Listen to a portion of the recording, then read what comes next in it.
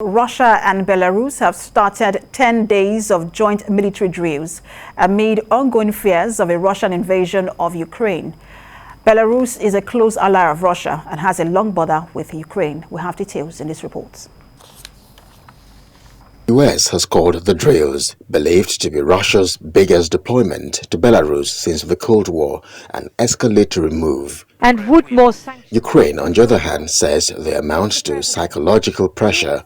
Russia has repeatedly denied any plans to invade Ukraine, despite massing more than 100,000 troops at the border. But the US and other Western countries have warned that an attack could come at any time. Moscow says it cannot accept that Ukraine, a former Soviet republic with deep social and cultural ties with Russia, could one day join the Western Defense Alliance NATO, and has demanded that this be ruled out.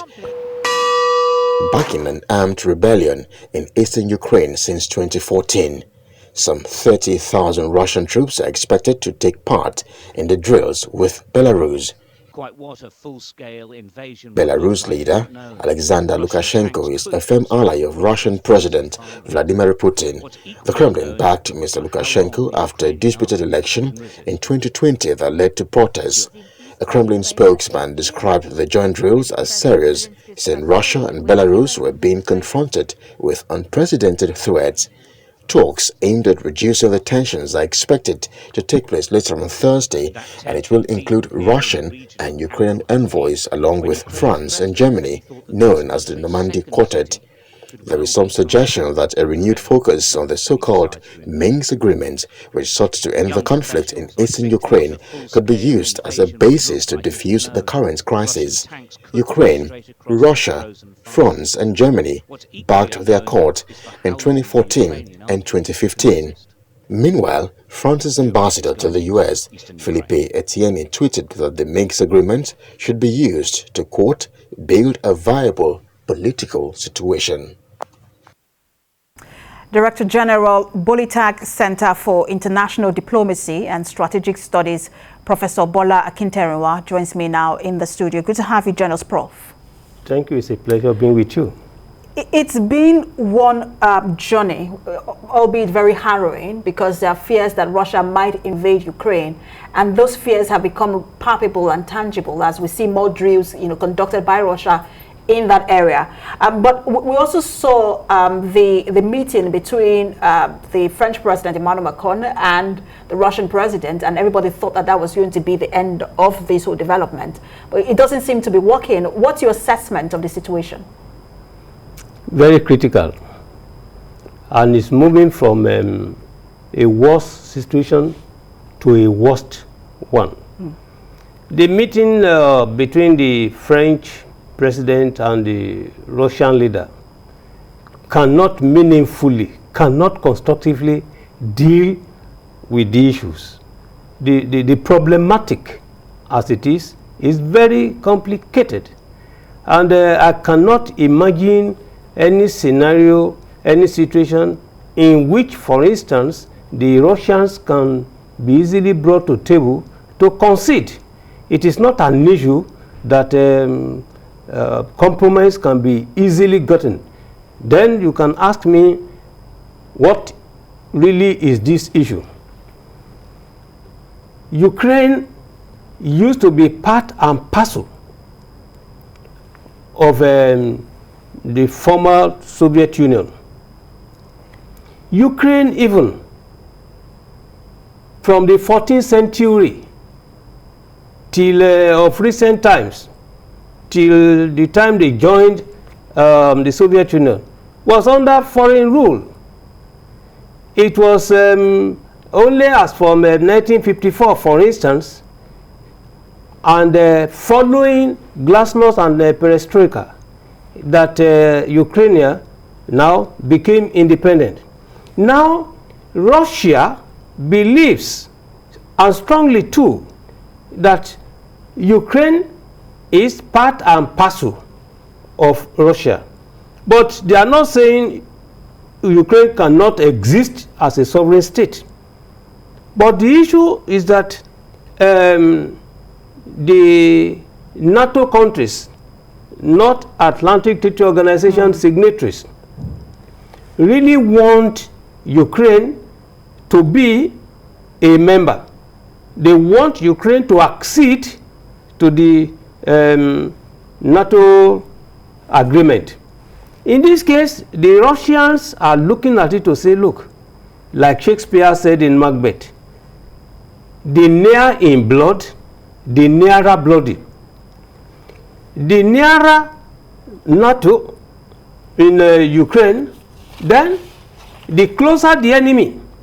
So Russia is not in any way prepared for any discussion that will accommodate Ukraine to be part of NATO, part of the enemy. So they are not prepared to negotiate. Please let me tell you, my sister, that look, the war you prepare for is quite different from the war that is brought to your doorsteps. So what the Russians have done here within the framework of a preventive aggressive diplomacy is now to mount thousands of troops along the border with Ukraine. And please know that Belarus that we refer to is located to the north of Ukraine. Russia is towards the eastern flank. And we understand, sorry to jump, but we also understand that even within that eastern flank, apart from the 100,000 troops, there are also naval exercises being conducted now in the Black Sea, as well as I think is the Sea of Azov as well. As well. So that's also in the eastern flank, and that's a lot of drills being conducted around the Ukrainian borders, whether on land or on sea. But Russia keeps saying they are committed to diplomatic resolution on this matter, but it has a different attitude after several diplomatic meetings. Do you think that Russia really wants to invade, or Russia is using this as an opportunity to negotiate and get what it really wants? You cannot be more correct. The two observations you made, they are valid. That was why I was trying to talk about the war you prepare for and the one that is imposed on you. Left to Russia, if for whatever reason Westerners want to engage in any battle, not yet war, battle, they are ready. They are only preparing for that. So the Russians do not want to be caught unawares. That's the first point there. The second point there is to also send a message to the Westerners that, look, what you are trying to do, look, Ukraine, the Western part, takes to the Western tradition. The eastern part of Ukraine, please, they are basically Russians. In Crimea, 60% of the population, the people are Russian. You go to Donetsk and the other region claiming secession, they are all Russians there. So when you look at the whole border, about 1,000 kilometers border with Ukraine, Belarus, and now the eastern flank with border with Russia, they are all Russians, people who are entrenched in Russian tradition. So what is happening there now is that in the event of any provocation from either side, the Russians are ready. They are ready to do war, to engage in any war. And the problem will be more serious than the way we are looking at it, even for African countries in general and for West African countries in particular. It's more serious than the way we are looking at it. It is not a war likely to be between Russia and Ukraine, or it's not simply going to be seen as an east-west Cold War. Or a war just in Europe alone. Yes. It has a capacity to extend. And people, most experts like yourself in diplomacy have said, look, if this happens, it has a tendency to become, because allies will have to then, people who have different allies will have to stick with your ally, or who your adversary, identify who your adversary is. And this could have become, if not careful, the third world war. And so everybody's wondering how far can this go? So that's why I'm asking, what is the capacity or the possibility of de-escalating tension? Sanctions have not worked on Russia, clearly. The West is calling for more sanctions. It might not work because Russia clearly doesn't respond to sanctions, not with China as an ally. So what exactly do you think will work? Russia has been saying they want to get back to the Minsk agreement. Do you think that will work? I like the way you put the issue of sanction there. Sanction is an instrument of a vertical relationship. Sanction can only work when one party is stronger than the other.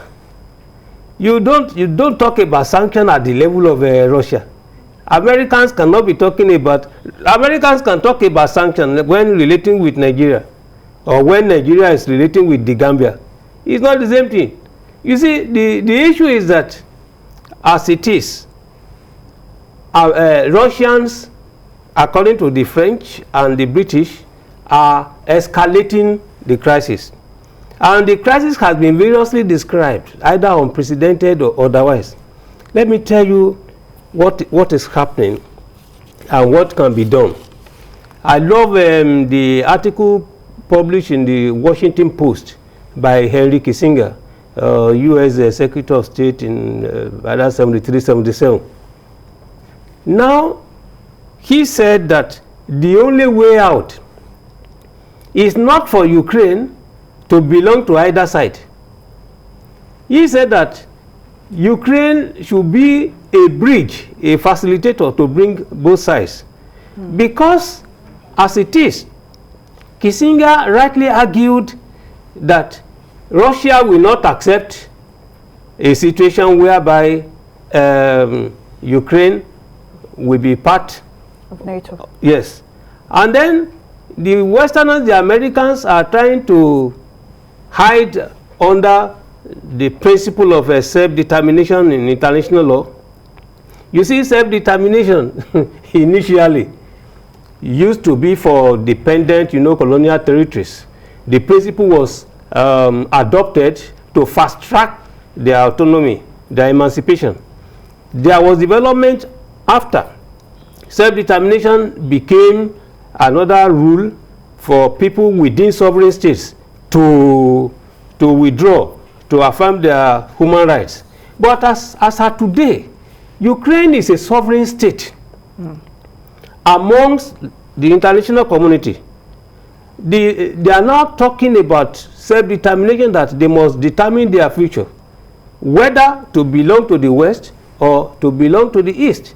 But the major problem within Ukraine is that, look, we have one section belonging to Russia, and we have another group wanting to go along the West. So the problem remains essentially with Ukraine to find solution to the domestic problem, and that's why I agree with most Kissinger. of those domestic problems anyway have been instigated by Russia, but I wish we have enough time to talk about that in terms of the separatist movement in that country, but we do not have enough time to talk about that. I understand my time is up. Director General, Buildup Center for International Diplomacy and Strategic Studies, Professor Bola Akinterwa. Always great to have you. Thank you. It's a pleasure being with you.